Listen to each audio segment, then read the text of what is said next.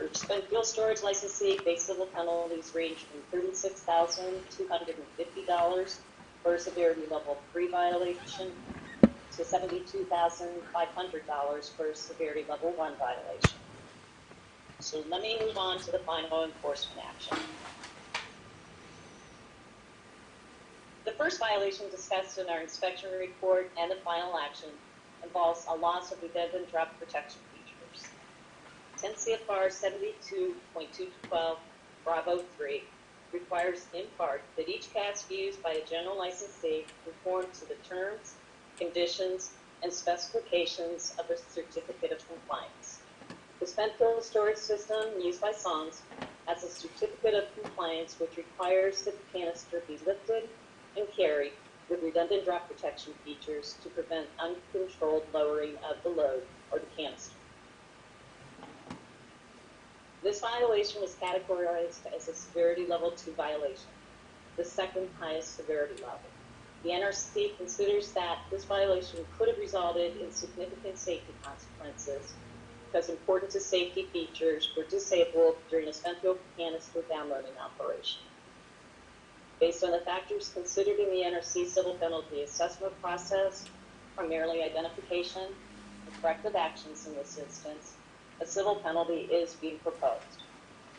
Because violation 1 is categorized at severity level 2, the NRC considered whether credit was warranted for identification and corrective action. We determined that credit for identification was not warranted because this violation was identified through a self-revealing event. Based on several factors identified during our follow-up inspection efforts, which Mr. Brookhart will discuss shortly, the NRC concluded that credit for corrective action was not warranted. Since credit is not warranted for either identification or corrective action, the NRC enforcement policy provides for a civil penalty that is twice the base civil penalty, amount of $58,000, or a total of $116,000.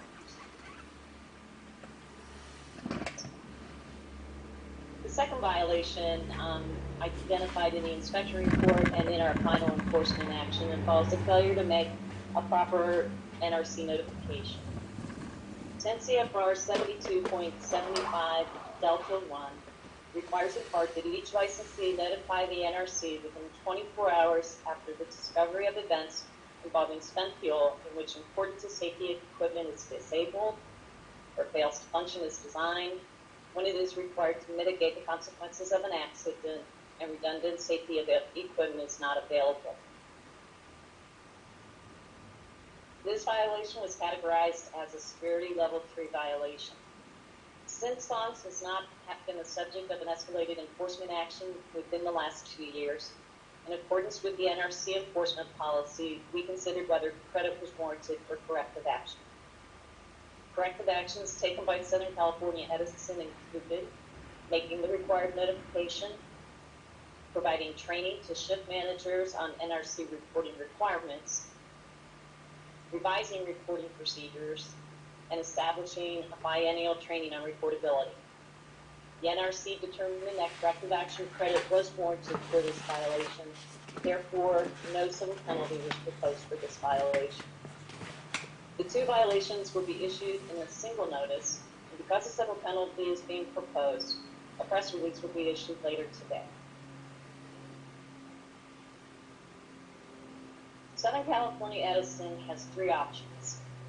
It can accept the violations with the assigned severity levels and pay the civil penalty. It could deny the violations or protest the severity levels. And finally, they can protest imposition of the civil penalty in whole or in part.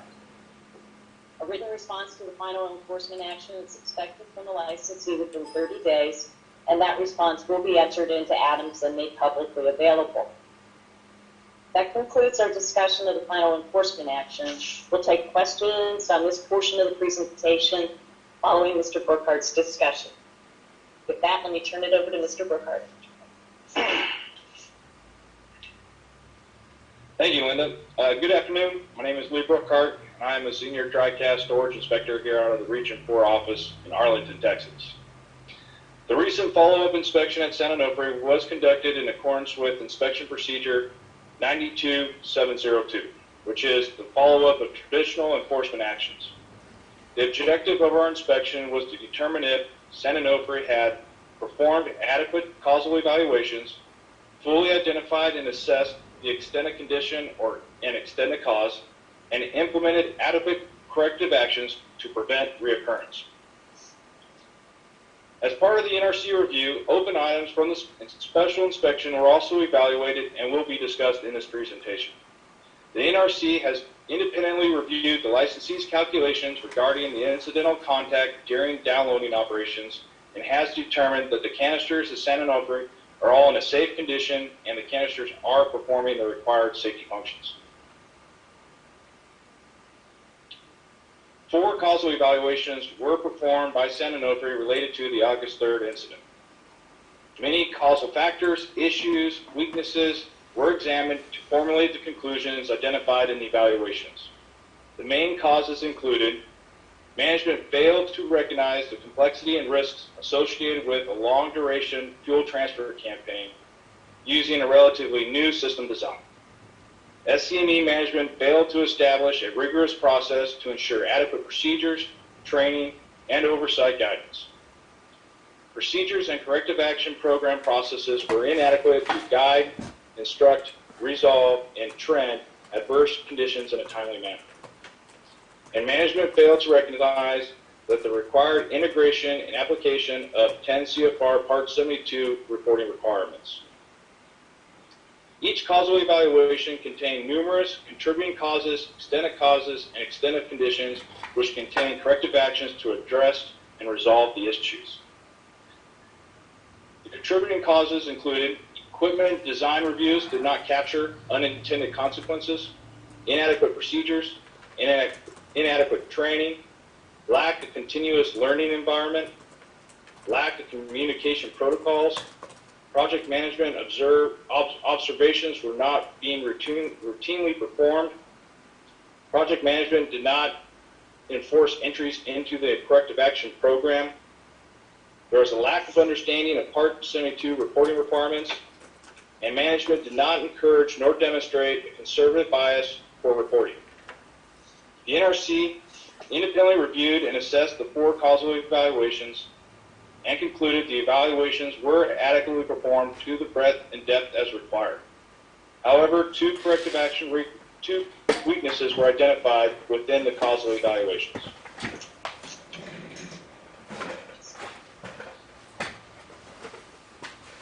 The first weakness, the NRC determined that changes to the executive oversight board process were superficial and would not ensure that significant challenges would be properly identified and addressed.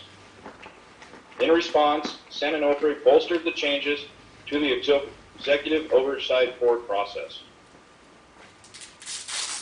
The second weakness was San Onofre failed to identify radiation protection enforcement as a contributing cause of the incident. Specifically, the site enforcement for minimizing dose directly led to critical personnel being located away from the area where direct observations of the downloading activities was not possible. This led to a partial loss of command and control of the evolution and was a contributing cause of the event. The inspectors noted that this potential causal factor was identified in the cause and effect analysis, but was not identified as a contributing factor or tracked for a specific corrective action.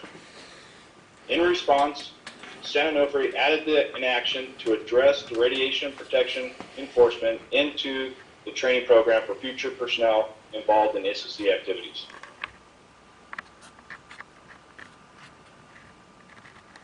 Beyond the causal evaluations, the NRC team spent considerable effort reviewing San Onofre's completed and planned corrective actions to verify the actions were effective and would prevent reoccurrence. In total, San Onofre initiated 71 individual corrective actions, many of which had multiple tasks, to close all the issues, weaknesses, and causes identified in the 4 causal evaluations.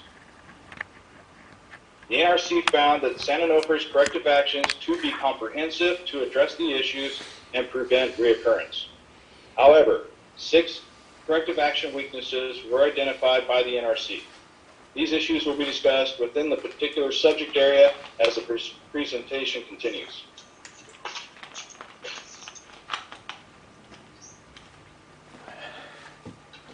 The remaining slides will present San Onofre's corrective actions performed in each of the following areas: procedures, personnel, equipment, training, corrective action program, demonstrations, reportability, and special inspection follow-up items.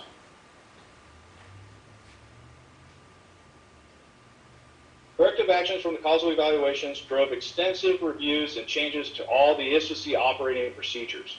Without getting into too much detail of all the changes performed, an example of changes included: San Onofre and their vendor conducted various discipline reviews to ensure critical steps with specific criteria was clearly specified. All operating procedures were changed to clearly define the crew's roles, responsibilities, and qualifications. The use of new load monitoring equipment with special limits to ensure the loss of a load is recognized by the crew, and more personnel with direct observation during the downloading operations.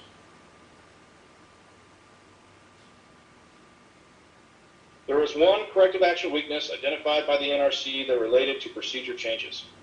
The NRC determined that San Onofre had made substantial improvements to the fuel handling procedures to ensure safe operations. However, the NRC identified that notable procedural weaknesses remained in the downloading procedure. Procedure weaknesses included missing contingency steps for potential new equipment failures. While there were some criteria specified for when to suspend downloading activities, not all scenarios were addressed, and the procedure lacked some necessary steps to maintain seismic qualification during cask transport from the fuel building to the spent fuel storage pad. San Onofre implemented the changes to the procedure to address the NRC's identified omissions.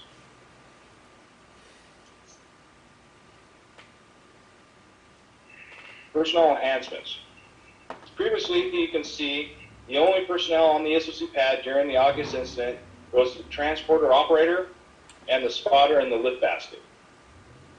Under the new process, the required personnel during the downloading operation includes 8 individuals to observe and control the downloading operation.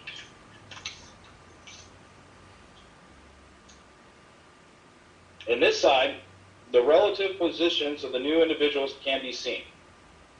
The additional personnel who are capable of directly observing the critical activities can provide the required direction and oversight to perform the operation safely.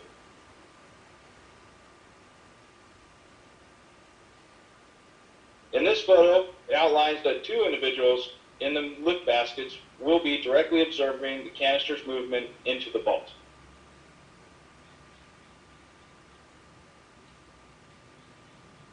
The licensee made significant changes with the load monitoring equipment that is required to be utilized during the downloading operations to ensure the canister is safely lowered into the vault.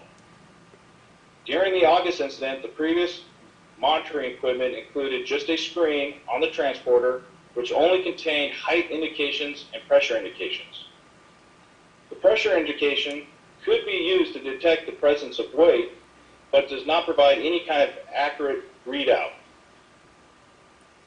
Other visual indications relied on the spotter in the lift basket to visually observe that the slings were tight and the canister was properly supported by the lift equipment. Now the operations requires 2 load sensing devices which are calibrated instruments that can wirelessly display the weight of the canister to 2 different tablets. One tablet is located next to the cask loading supervisor and the San Onofre Oversight specialist. The other tablet is positioned on top of the transporter's control box, such that both the operator and the spotter on the transporter platform can observe the weight of the canister as it is downloaded into the vault. Each tablet will alarm if the load sensing devices experience a loss of load.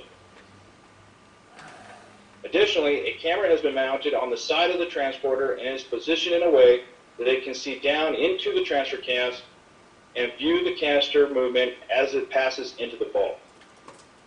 The camera's video is displayed on a monitor where individuals directing the operation and oversight can visually observe the canister's movement. The photo on the left is circled where the new equipment is located. The photo on the right is a picture of the new load sensing device.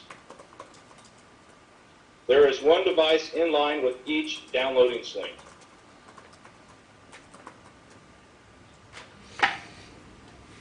Here in this photo is one of the tablets which displays the weight of the canister during the operation.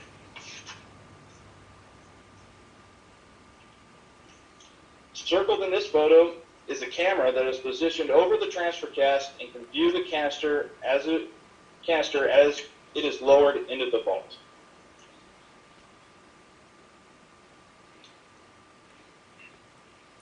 Two weaknesses were identified related to San Onofre's implementation of the new equipment.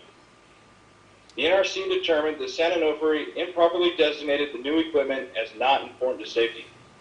Since the new equipment is installed in line with existing important to safety downloading slings, the new equipment should have been designated as important to safety as well.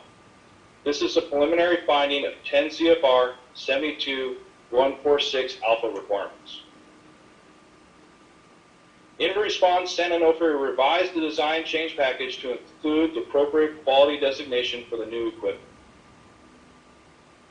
For the second corrective action weakness, the NRC identified that the load sensing devices were not procured in accordance with the vendor's design purchase specifications and has been identified as a preliminary finding 10 CFR 72.154 alpha requirements.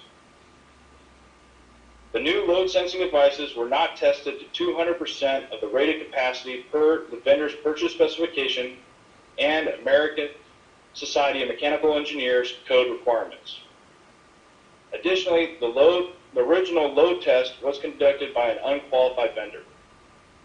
At no time was this equipment used to move spent fuel. San Onofre, in response, removed the equipment from service, performed the required 200% load test by an approved vendor. These issues are examples of inadequate corrective actions that factored into the NRC's decision to withhold corrective action credit. San Onofre's immediate actions relating to these issues did restore compliance.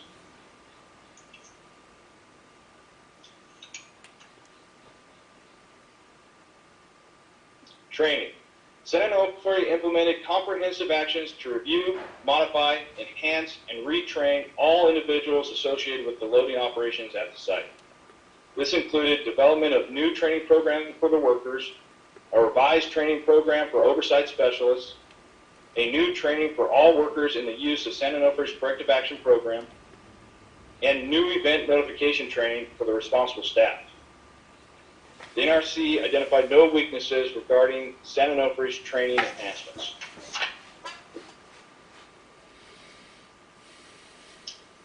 San Onofre made significant changes to their oversight program for spent fuel storage operations.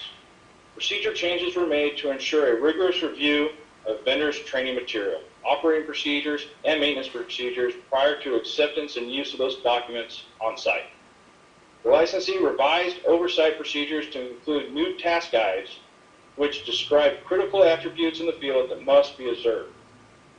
The licensee developed a qualification program for the oversight specialists, which included audits by management on the specialists. Additionally, San Onofre increased the number of oversight personnel, including adding an oversight training manager. One corrective action weakness was identified which related to San Onofre's comprehensive changes to the oversight program. The NRC determined San Onofre completed rigorous reviews of the Holtec operating procedures using the new procedural guidelines, but the same level of review had not been completed of Holtec's maintenance procedures. In response, San Onofre initiated a corrective action to complete the review of the Holtec maintenance procedures in accordance with the new procedural requirements.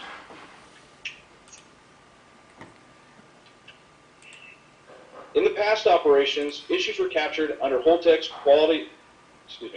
corrective action program, and only higher significant issues were addressed in San Onofre's corrective action program. One of the main program changes is that all identified issues will now be dispositioned through San Onofre's Corrective Action Program. New training was developed to ensure that all individuals involved in the spent fuel activities understood the load threshold to initiate a corrective action and how to use San Onofre's Corrective Action Program. Additionally, San Onofre established a full-time quality assurance manager to oversee and ensure proper identification and resolution of issues identified on site. No weaknesses were identified by the NRC related to the changes made in the Corrective Action Program.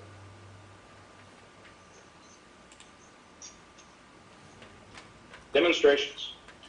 During the NRC's on-site inspection weeks in January and February of 2019, the inspection team observed San Onofre perform demonstrations to the following activities: movement of the transfer cask from the fuel building to the storage pad, demonstrations of downloading and retrieval operations using a dummy canister. And so people understand, the dummy canister is a fabricated canister that has been filled with concrete to simulate the size and weight of an actual canister. The demonstrations included the use of all newly implemented corrective actions, which included the new procedures, equipment, oversight, and personnel. The NRC observed this operation at day and at night to verify successful completion during the most limiting conditions. And demonstrations were performed of the revised fuel building operations to ensure a transfer cask will be removed from the bottom of the spent fuel pool to the cask washdown area.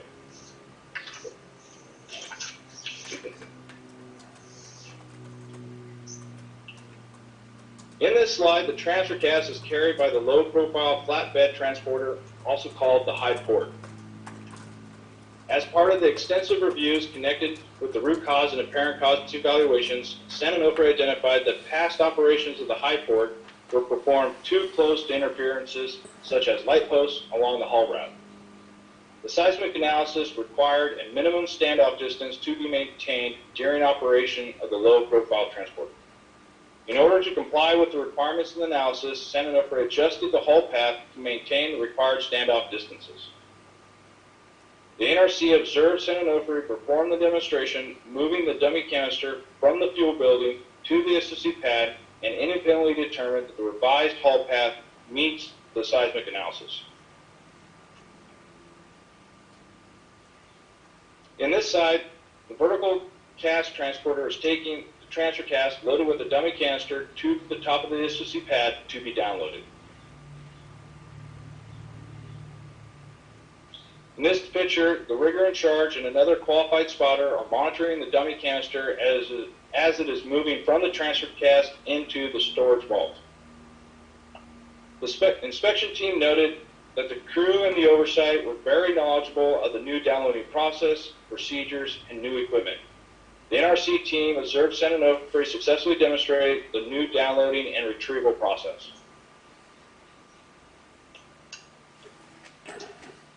San Onofre has revised the fuel building operations procedure to address a previous concern raised by the NRC, which was described as an unresolved item in the January 2018 inspection. In the past operations, the licensee utilized the intermediate shelf in the spent fuel pool, which is seen on the right. Use of the shelf placed the canister in an unrestrained condition. The licensee changed their procedure to no longer utilize the shelf and now directly removes the canister from the bottom of the pool. The NRC observed successful demonstrations to place the lid and remove the transfer cask from the pool to the cask washdown area.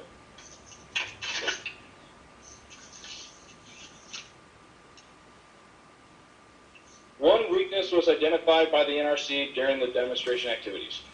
The NRC identified additional areas where San Onofre did not meet the assumptions in the seismic analysis. As the vertical cask transporter approached the mating device, the licensee prematurely removed the yellow restraint band which braces the transfer cask to the transporter. San Onofre's seismic analysis assumed that the restraint band is on at all times during travel. The failure to correctly use the band in accordance with the seismic evaluation is the preliminary finding of 10 CFR 72-212 Bravo 3. This issue contributed to the NRC's decision to withhold corrective action credit. Sen. Onofre took appropriate actions to address the NRC concern by revising the seismic analysis to restore compliance.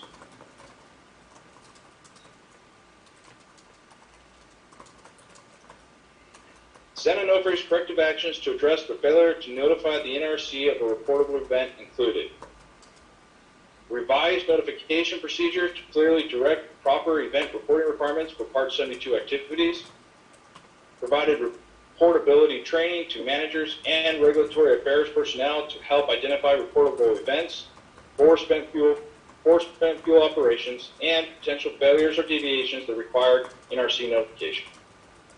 And the program now requires refresher training for all responsible staff.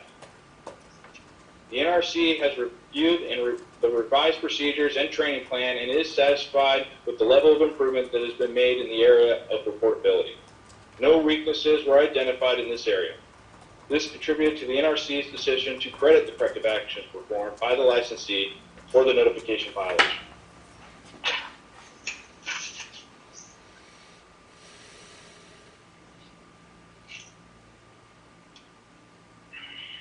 One of the follow-up items from the special inspection included the NRC's review of Sen. Onofre's drop calculation had the canister fallen the approximate 18 to 19 feet into the storage vault. Sen. Onofre had conservatively calculated that for a 25-foot drop that the calculation was provided to the NRC towards the end of that inspection. The NRC has independently reviewed Sen. Onofre's calculation and concluded that if a canister had been subject to a 25-foot drop, the canister would have remained intact. Since the confinement boundary would remain intact, there would be no release of radioactive materials to the environment, and there would be no off-site consequences. However, the spent fuel assemblies inside the canister would sustain damage from the 25-foot postulated drop event. Even so, the canister would still provide its structural, thermal, shielding, and criticality control functions after the drop. Regarding the canister's possible contact on the divider shell during downloading operation. Prior to the August 3rd, 2018 incident, the UMAC's Final Safety Analysis Report, also referred to as the FSAR, Section 9.5 stated that there was no risk of scratching or gouging the canister during downloading operations. And as such, the ASME Section 3 pressure retaining boundary would be maintained. Sen. Onofre performed a 7248 evaluation to revise the no scratch requirement to allow scratching of the canister.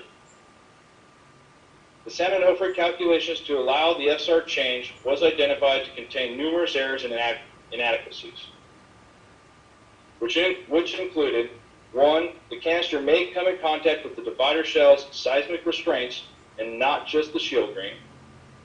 Second, the restraints are made of a harder material and could cause more damage than the shield ring.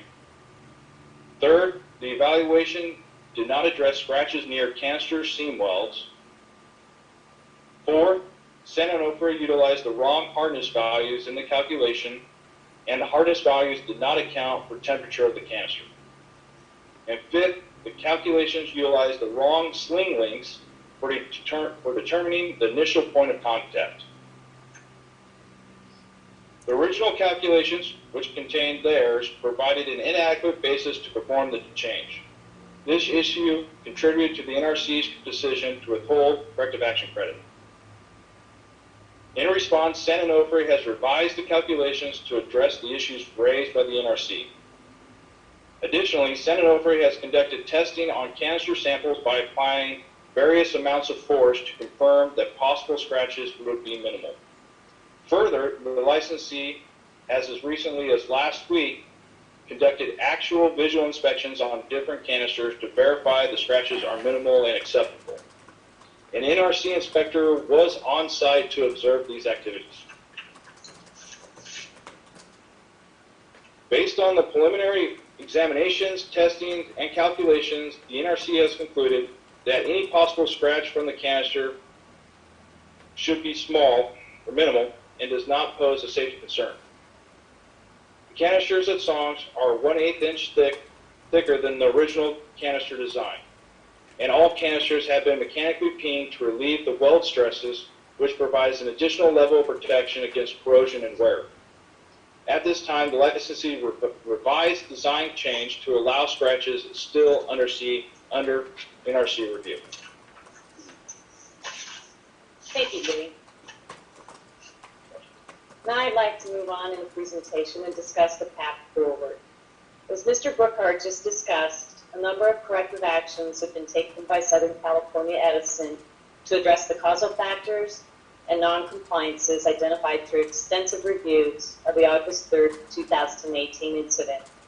Substantial improvements have been made in procedures and training. Equipment enhancements have been implemented. Oversight processes, including direct oversight of canister downloading activities, have been improved, as well as improvements made in the licensee's corrective action program. And reporting processes have been improved through training and procedure changes. During our follow-up inspections, which again began last November, we did identify some areas where further work was required. Those observations were factored into our decision to not grant corrective action credit for one violation, resulting in a proposed $116,000 civil penalty. I noted earlier that our inspection efforts continue, although we will bring the current effort to close soon. Through those inspection efforts, we believe that the weaknesses that we just described in corrective actions for the areas where further work was required have been satisfactorily addressed by Southern California Edison. There's one outstanding issue involving changes made to the final safety analysis report, or the FSAR, associated with the certificate of compliance for the UMAX spent fuel storage system used at songs. We continue to review analyses completed by the licensee, as well as the process used to make the change in the FSAR. The change that I'm referring to is a modification to permit minor scratching of canisters as they are downloaded. This type of change would need to be consistent with engineering codes, which do allow for minor defects. This is a compliance issue that needs to be resolved before Southern California Edison resumes fuel load. This is not a safety concern. At this time, we have not identified safety issues associated with canisters that have been loaded into the dry spent fuel storage system at songs. We continue enhanced inspection oversight at songs for several reasons. Most important, we have a responsibility to provide independent oversight of licensee activities, and we need to directly observe that the corrective actions that have been put in place are and remain effective. Secondly, in support of the changes made to the FSAR, Southern California Edison has accelerated its plans for a physical inspection of a representative sample of canisters that have already been downloaded into the spent fuel storage system. Initial canister inspections began last week, and we had an inspector on site, as we mentioned, to observe and evaluate data that the licensee is obtaining. The data will also be reviewed by other NRC team members from our headquarters licensing and inspection staff to provide as comprehensive and independent review as possible. This effort is in the initial phases, so I am not able to report out results today. In fact, the results that I've seen are very preliminary and have not yet undergone full engineering review by Southern California Edison's engineering staff. But we will continue our review of the final data and report the results of our review in an upcoming inspection report. Today, Southern California Edison continues to suspend fuel loading operations.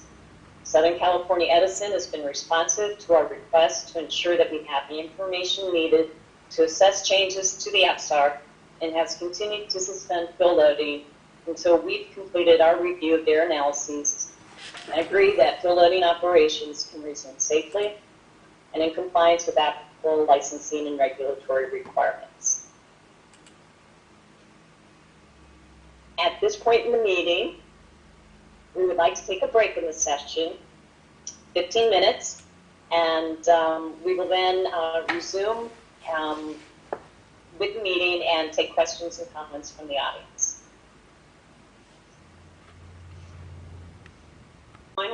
Mr. Blackwood will facilitate the remainder of the meeting.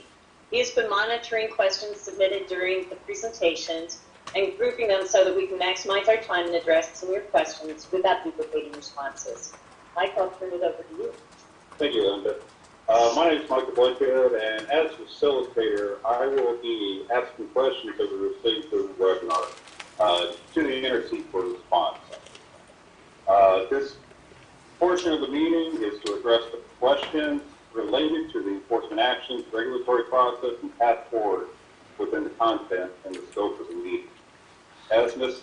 Howell mentioned earlier in the meeting, a complete list of all the questions during the webinar will be posted on the NRC website at a future time. So, for those people online, if you will have a question section on the online portion, that if you'll put your name and contact information in the question section, and you can submit questions through that process. And it's online, which is what you're seeing right now on your webpage. So, with questions that we've already received as we're going through the webinar, we've had many that have had multiple questions asked about specific topics. The first one we'll go to is, why did the NRC allow SEE to not report the August 3rd, 2018 event for 6 weeks after the report was due, and only took action after a whistleblower disclosed the event? I'll take that question. That is not the exact sequence of events. San Onofre did make a courtesy notification to the NRC the following Monday after the Friday incident.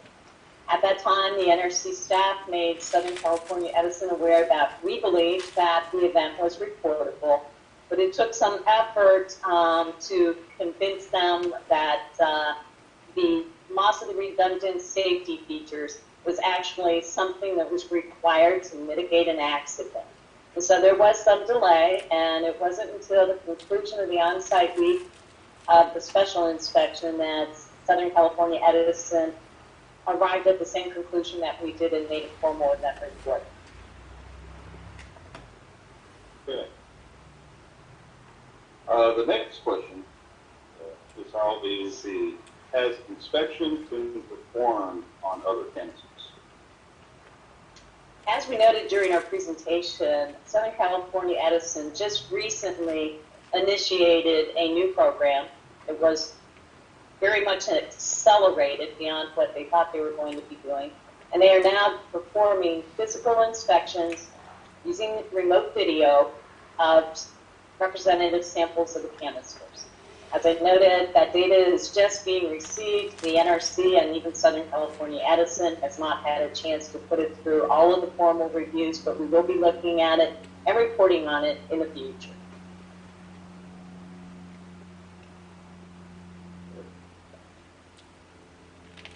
Next question is, for the canister review used in the future, will the NRC have an inspector on site to observe those? We have enhanced our inspection oversight for Southern California Edison, and when they resume through loading, we do anticipate having one or more inspectors on site to review that.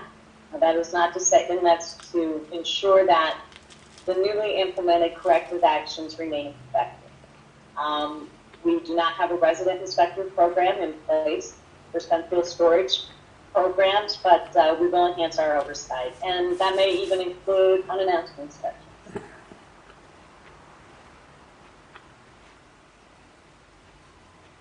There's been several questions on the webinar as we were going through with asking about what were the differences between the dummy and the actual canister being used for fuel transfer.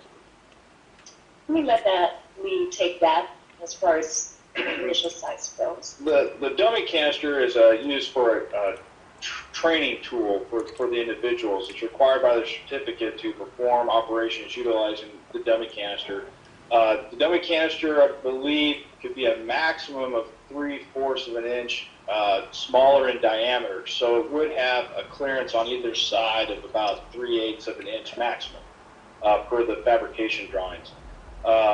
And the reason of that is that since it's filled with concrete, it may bulge due to the weight of the concrete in there. So the weight of the canister it's filled with concrete to simulate the weight of an actual canister. The one that used at Songs is painted on the outside, and it's made of carbon steel versus the stainless steel normal canisters.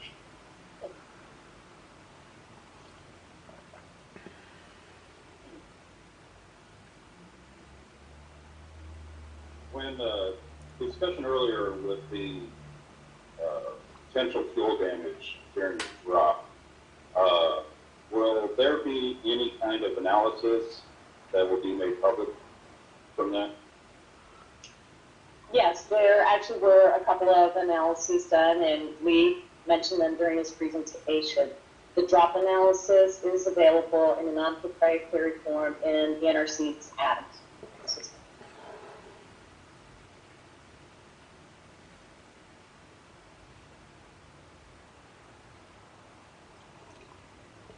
Additionally, with that, for analysis, will there be any review or analysis for the crouching gouging that was discussed earlier in the presentation? Will there be part of that public? Yes, we plan to complete our review when final data is available from the physical inspections that are ongoing right now at Southern California Edison, and we will report the results of that out in the future inspection report. With the violation of civil penalty, there was several questions online with who pays that actual civil penalty for violation itself. The civil penalty is proposed to the licensed entity. The licensing Southern California Edison.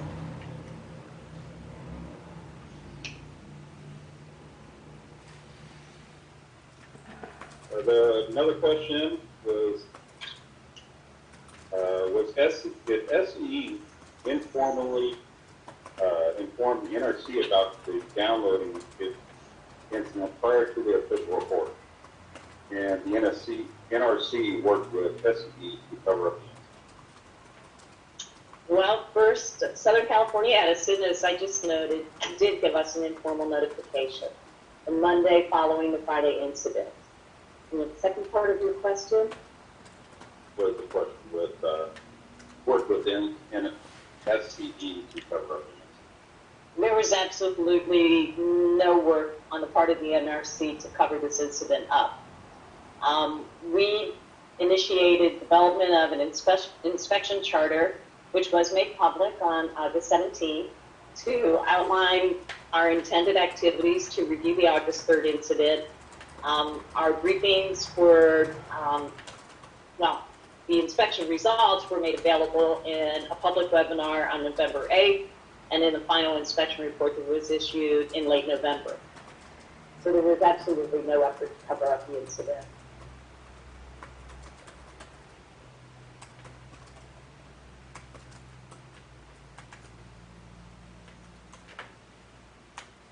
Has there been, is there a procedure for removing an in-place canister, and has that been practiced with San Antonio? Let me give that question to Mr. Brookhart. Say that again? Is there a process for removing a canister in place? And if so, has Southern California exhibited that they could do that? Right. Yes, the Certificate of Compliance does require that each licensee of Part 72 activities perform operations to demonstrate that they can successfully retrieve and remove the fuel from a storage cask. And Southern California Edison did perform those activities to the NRC during the months of, let's say, like June through December of 2017. And then we issued our port after that, after they began their first canister loading in January.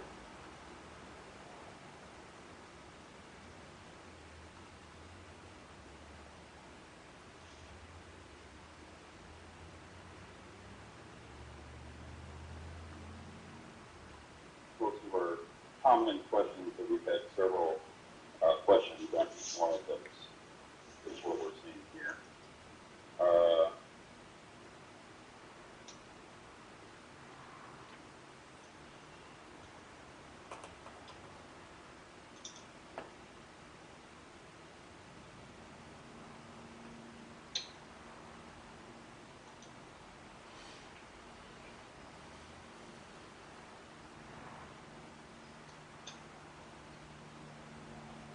Well, while you're looking, Yeah, Mike. just give me a second. Okay. Look at, I'd like to, since there were several questions that came up concerning the NRC's on-site presence, I'd like to perhaps address that again to make sure that everybody understands. We have had substantial presence on site, and we have also conducted or performed very short notice or no notice inspections at San Onofre. It is our intent to be there to observe some of the physical inspection activities. We had an inspector there for 3 days last week, and it is also our intent to be there and observe the resumption of field loading activities once we have all agreed that San Onofre can resume field loading operations. From that, we will probably most likely conduct enhanced oversight of field loading activities for some period of time. Normally, our inspection cycle would be to observe activities ongoing by the licensee biennially. We've stepped that up quite a bit and plan to continue it. And Southern California Edison has been very receptive to that because they would like to have the independent regulators' eyes on site to observe what's going on.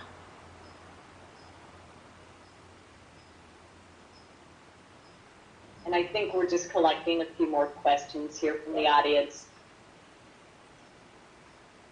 I apologize. We're just making sure we're collecting additional questions that have been asked while I've been up here. One of the questions which pertained to back to the dummy canister was, why did the NRC allow them to use a different size canister for that evolution? Well, there is no requirement in the regulations or in their license that states that the dummy canister has to be exactly the same size as the canister.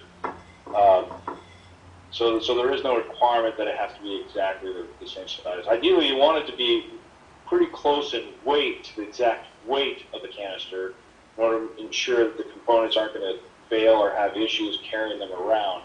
But there is no actual requirement to enforce it to be,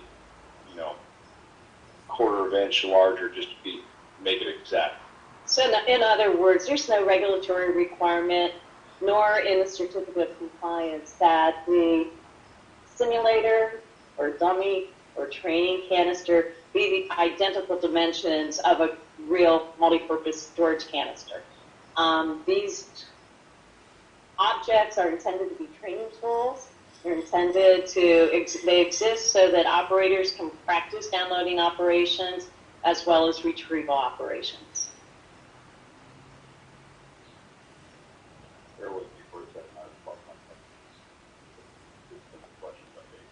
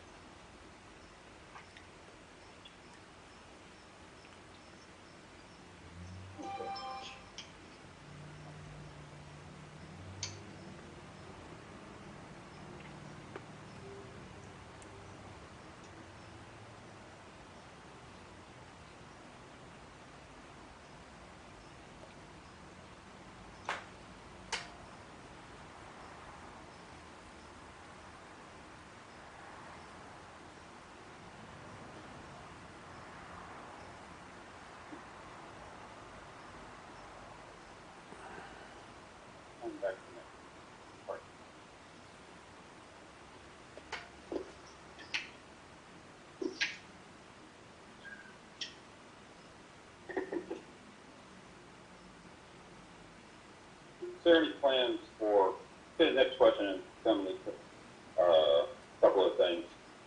Is there any plans for Southern California and have any plans to offload canisters in the event of an incident? Or something, and that's what it says, in the event of an incident. So I would assume something that happens with canisters and stuff. I guess I'd ask for clarification. Did the commenter or the individual who offered the question indicate, do they mean extraction of canisters or? Extraction of canisters. At the present time, there is no plan in place for Southern California Edison to extract the canisters that have been downloaded. That will be an activity that occurs when they are ready to move the spent fuel to either an interim consolidated storage location or a final storage location.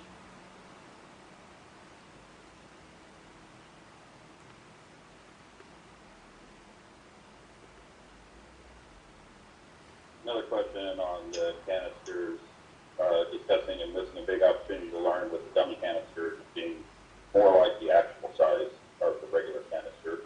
I believe you've answered that question a couple times. Again, we're talking more of the regulatory aspects, what the identified violations are, and the plans going forward with the inspections on site.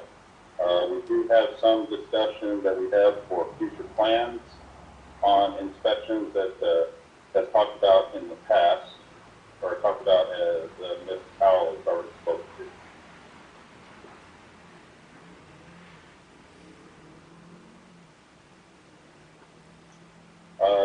We did speak about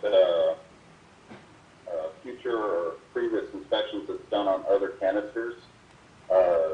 We have any discussion on how these inspections are they being done on that? No, there have not been previous inspections other than acceptance inspections when the manufacturer actually transfers the product to Southern California Edison. And in Southern California Edison's case, they document the results of those acceptance inspections. They actually have taken photographs, and I don't know if you want to speak to that in any greater detail. His camera's on. San Onofre, as part of their receipt inspection criteria, that they do take pictures of the canisters for evidence to utilize eventually in their agent management program. So they're very thorough in documenting the canister's acceptance prior to use. Kind of confused on the question. Was it talking about?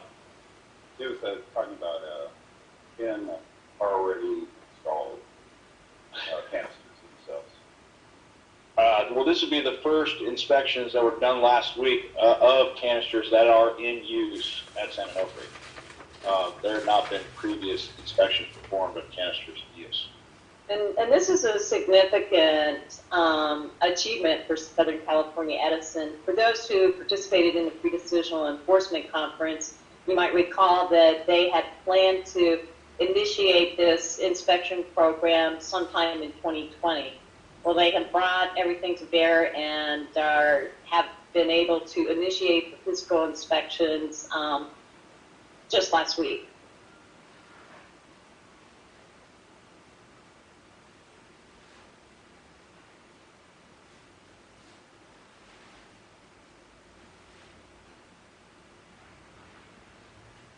We do have a lot of other discussions dealing with some items that are in future inspections and really not pertaining to the discussion that we had here that we have.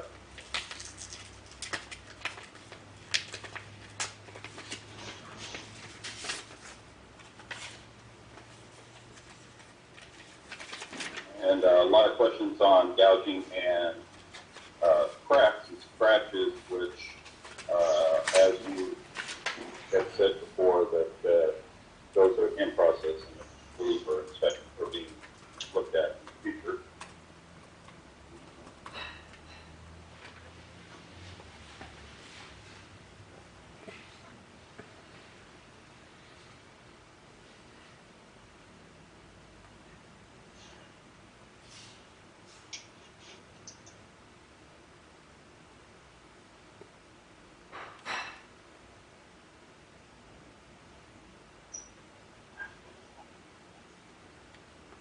Yeah, I'm looking at the questions we're receiving now are mostly dealing with future corrosion inspections and future types of inspections that are ongoing. It doesn't really have to do with the discussions for the violation and what we are, the violation and what we're trying to get in the meeting today. I understand there's a lot of different comments, and I understand there's future inspections ongoing, which will be more answered as part of these future inspections that'll answer some of these questions. With that, sorry, I'm getting picking on questions.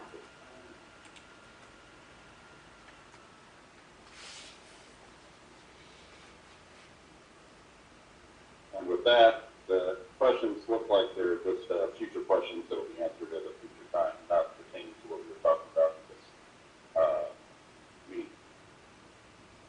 So, with that, Thank you, Mike.